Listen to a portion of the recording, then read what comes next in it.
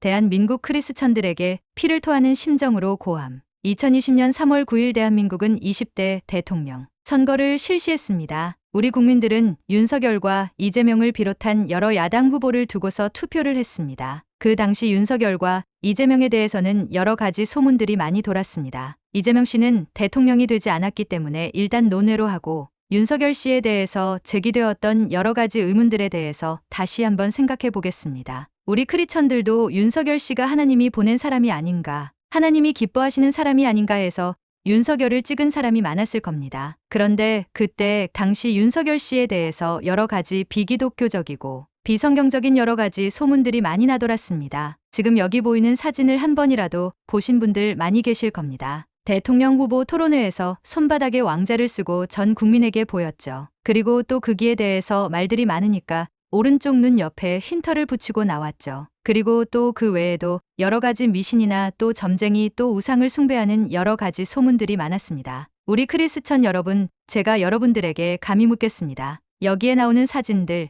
이 사진들 중 한 장이라도 보신 분들 한번 가슴에 손을 얹고 한번 생각해 보십시오. 과연 이 장면들이 크리스천들이 과연 용납할 수 있는 사진들인가? 하나님을 믿고 하나님의 섭리를 주장하는 우리 크리스천들이 저렇게 우상을 숭배하고 무당 점쟁이들이 알려주는 대로 저렇게 행하는 저 사람이 과연 하나님께서 기뻐하시는 사람인지 우리는 지금 냉철하게 가슴에 손을 얹고 생각해 봐야 합니다. 성경 말씀에 분명히 말씀하셨죠. 계명을 살펴보겠습니다. 출애굽기 20장 3절의 제1계명에 너는 나 외에는 다른 신들을 내게 두지 말라. 출애굽기 20장 4절에서 6절의 제2계명에 너를 위하여 새긴 우상을 만들지 말고 또 위로 하늘에 있는 것이나 아래로 땅에 있는 것이나 땅 아래 물속에 있는 것에 어떤 형상이라도 만들지 말며 그것들에게 절하지 말며 그것들을 섬기지 말라. 또 신명기 5장 7절에서 10절에는 나 외에는 다른 신들을 내게 두지 말지니라. 너는 자기를 위하여 새긴 우상을 만들지 말고 위로 하늘에 있는 것이나 아래로 땅에 있는 것이나 땅 및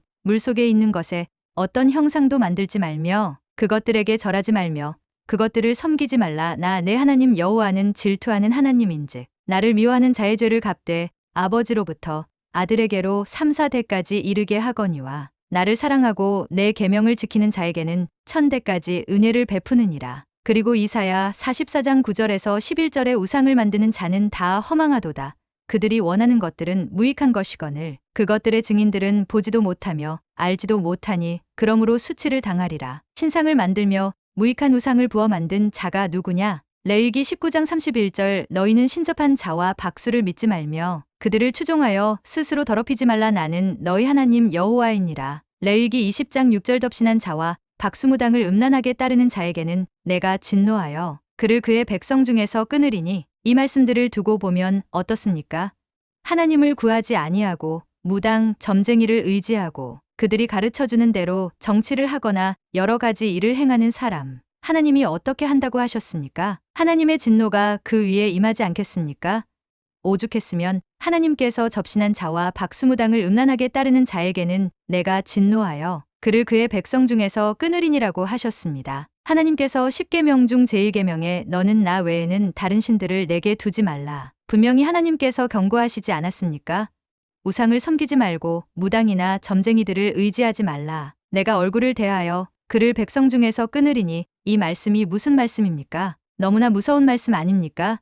일반 사람들이 무당을 의지하고 점쟁이를 의지하는 것, 그것은 어찌 보면 그 개인 한 사람에게만 하나님의 진노가 미칠 것입니다. 그러나 대통령이 될 사람이 또는 대통령이 이렇게 무당, 점쟁이를 의지하고 그들이 말하는 뜻을 따라서 국사를 시행한다면 어떤 일이 벌어지겠습니까? 하나님께서 그 진노를 대통령뿐만 아니라 그 나라 전체에 임하게 하지 않겠습니까? 우리가 이스라엘의 역사를 보면 잘 알 수 있지 않습니까? 이스라엘 왕들 중에는 하나님을 잘 섬기는 왕들도 있었지만 하나님을 떠나거나 하나님을 배반하고 우상을 섬기는 왕들도 많이 있었죠. 그 우상을 섬기는 왕들의 앞날이 어떻게 되었습니까? 다 비참한 최후를 맞았지요. 나라가 완전히 거들나고 백성들에게도 엄청난 피해를 주었죠. 지난 2024년 12월 3일 윤석열 대통령이 비상계엄령을 선포했죠. 그것은 헌법의 계엄령 시행 요건상으로도 맞지 않을 뿐만 아니라 불법적이고 헌법을 완전히 무시하면서까지 국회의원이 국회에 접근하지 못하도록 막았고 국회의사당 안에 있는 국회의원들까지 특공대를 진입시켜서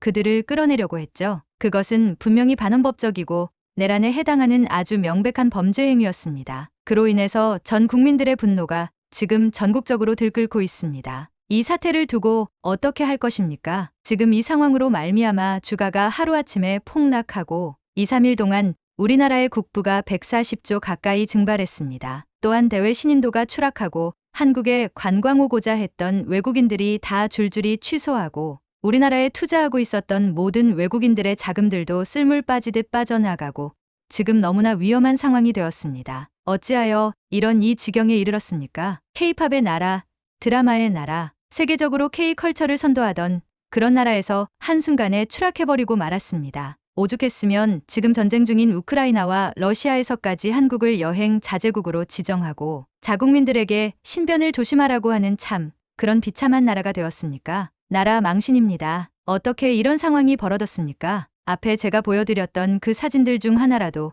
보신 우리 크리스천들 중 그걸 보고서도 윤석열을 선택했던 크리스천들. 제가 하나님의 말씀을 두고서 분명히 여러분들에게 말합니다. 회개하십시오. 지금 하나님의 진노가 이 대한민국 위에 언제 쏟아져 내릴지 모를 만큼 쌓여 있습니다. 우리 크리스천들이 회개해야 합니다. 무당, 점쟁이를 의지하고 우상을 섬기는 자를 대통령으로 선출했던 우리 크리스천들 회개하고 지금 즉시 하나님 앞에서 통곡의 눈물을 뿌려야 합니다. 제가 목구멍에서 피를 쏟는 심정으로 여러분들에게 말합니다. 회개하십시오. 하나님께 긍휼을 구하십시오. 지금 이 나라가 너무나 위태로운 백척간두의 위기에 처해 있습니다. 하나님의 진노뿐만 아니라 온갖 경제적인 문제, 정치적인 문제, 국제외교의 문제, 문화사회의 문제들 모든 시스템이 무너지고 지금 백척간두의 위기 앞에 서 있습니다. 우리 크리스천들이 철저하게 회개하고 이 모든 난국을 타개할 새로운 대통령, 능력 있는 대통령을 하나님께 구해야 할 것입니다. 이제 우리 크리스천들은 들었네 보았네, 여기 있네,